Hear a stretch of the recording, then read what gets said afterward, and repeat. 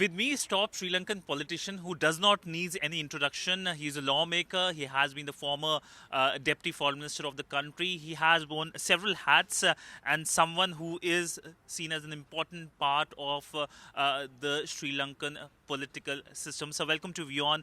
My first question to you is: you're here in India. How do you see India-Sri Lanka relationship? India played an important role when the cyclone Ditwa impacted your country. So if you can perhaps start with talking about the India relationship. It's extremely good. We're happy that immaterial of who is in office in Colombo, this relationship has gone from strength to strength. We appreciate all the support, not just during crises. Okay, Ditwa, India was the first respondents. It deployed air support for rescue operations. But beyond that, the crisis that we encountered in the 22-24 period, India extended its hand, provided us with about $4.5 billion of assistance. That's appreciated by the people of Sri Lanka. We are having a very strong, positive relationship with India. So here in Delhi, you are here. Essentially, what is the key focus of your India visit? You have been to India several times. There are big linkages between the two sides. So, any focus during this visit? Yeah, I mean, obviously, I'm here on invitation to speak at the Raisina Dialogue on a couple of panels speaking on something that is very important, and that's technology. The support that India is giving us in terms of creating, hopefully, a platform to integrate all Sri Lankan people into the digital age, starting with the Sri Lanka unique digital ID project based on a MOSIP platform. And then I'm on another panel that just got very interesting because of what's happening just south of Sri Lanka on basically the maritime issues related to the Indian Ocean and Sri Lanka. I was coming to that point. That has been the big story, whether you hear in India, whether you hear in Sri Lanka, in the Indian Ocean. How significant is this development that an Iranian warship, which was in international waters but just outside the Sri Lankan waters, being sunken by the Americans, in which almost 100 Iranian soldiers, in fact sailors, have died? Yeah, it's unfortunate that this has happened in our exclusive economic zone. From what we understand, I've been here for the last several hours, is that the ship that was torpedoed was in fact in Visakhapatnam at an international fleet review exercise with many other navies present. I don't exactly know what it was doing in the south of Sri Lanka, but nevertheless, it was not in a sovereign territory, which is 12 nautical kilometers around the island, but it was in our exclusive economic zone, which extends up to 200 nautical miles. But it was very much within our search and rescue area as well. So when the government got, from what I understand, a distress call early in the morning hours, we deployed naval and air assets to rescue whoever they found floating, and some 30 odd people had been brought on shore and are being treated currently at hospitals in the southern coast. We've also, from what I understand, recovered some 80 odd bodies, unfortunately, and they are getting the support from a private sector to get freezers down to the south coast to store these bodies of these sailors to be returned, I guess, to their home country. Sri Lanka has always been and will continue to be a peaceful nation. We are not part of any of this we're not party to the conflict, nor we party to any other events that are taking place. We want stability and peace in the region. We want ships to sail safely. I mean, that is something that we've been talking about for all these years.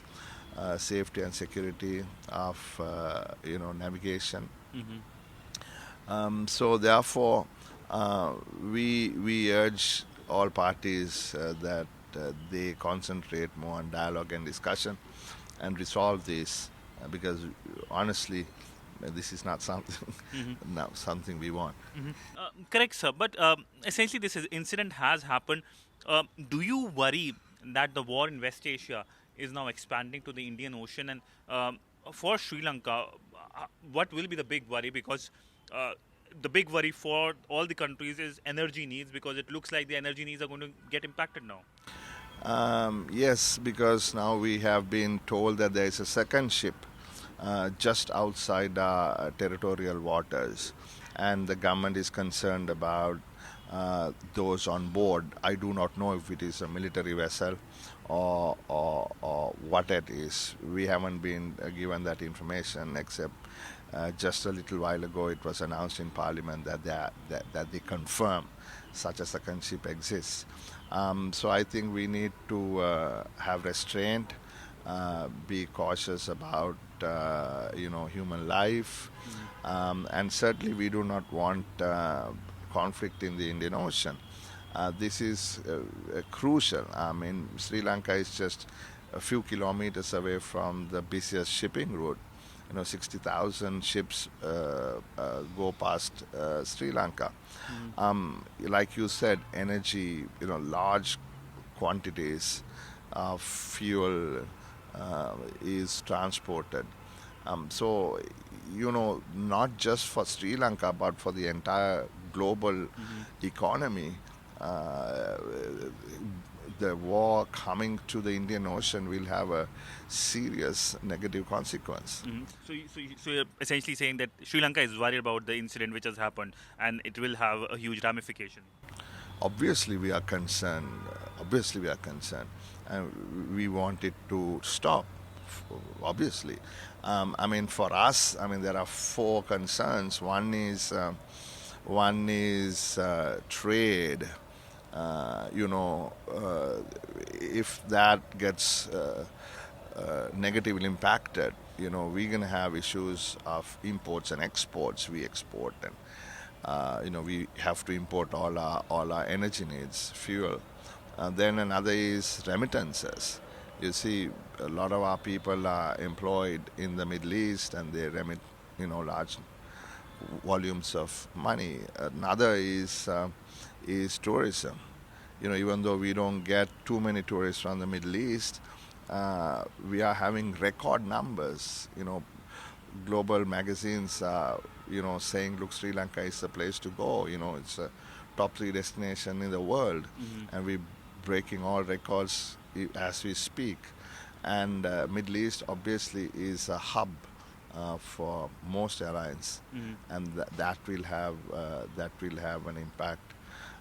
And general situation in terms of forex issues, exchange rate issues, inflation issues. So I mean, if the war is over, it's contained uh, to a matter of weeks. I don't see any major repercussion. But if it prolongs, then obviously we'll have a serious issue. Mhm. So my last question now, coming back to Sri Lanka, I've already taken a large chunk on the crisis, given the fact that this is a big story. On Sri Lanka, what's the economic situation right now? We saw the economic crisis, but since then the country has been picking up. But what's the current situation, if you can talk about? Yes, current situation is like this. Okay, so we were in deep trouble, due to some major policy missteps during the 2022 period, and that caused unbearable pain with inflation going to 70%, rupee crashing from 200 to 370 to the US dollar.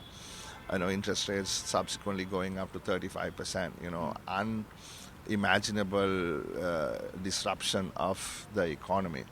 Of course, with the change of government and then the new government of Mr. Wickremesinghe coming in, and the IMF extended fund facility program, we were able to stabilize the economy. Inflation went down from 70 to minus, actually.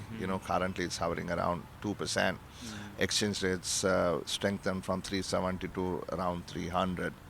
And interest rates have gone down to single digits. So that happened by the end of 24. And then Mr. Anukumar Dissanayake has now taken over the reins, and he has fortunately maintained the macro discipline that we require. And we also passed new laws to give independence to the central bank, so that the fiscal dominance of over monetary policy, meaning getting the central bank to print money to fund the deficit of the government, cannot any longer happen.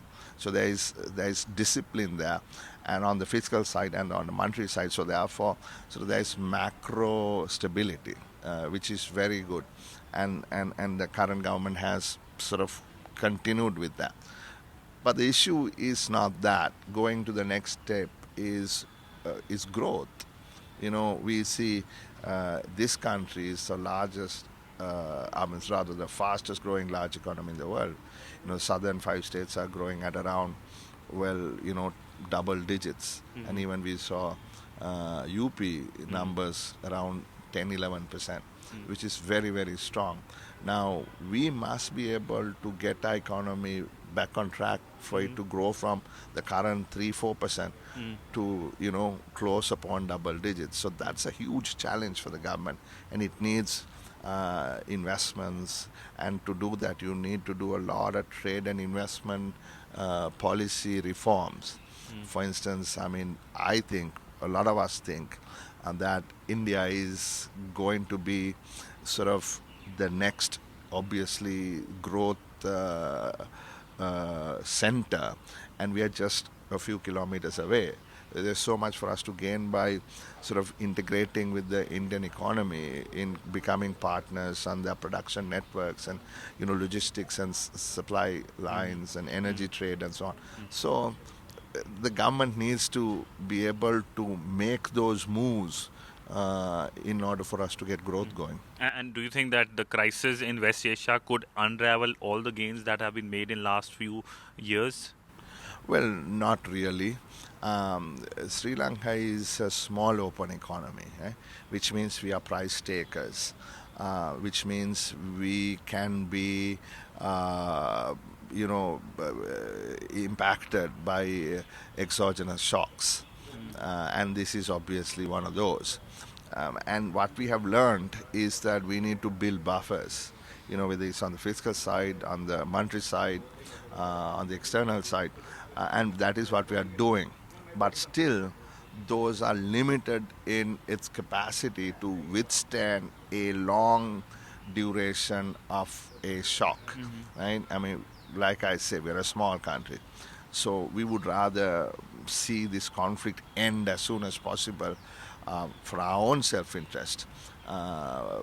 So therefore the question is, if it continues, will the gains be unraveled? And that's a challenge.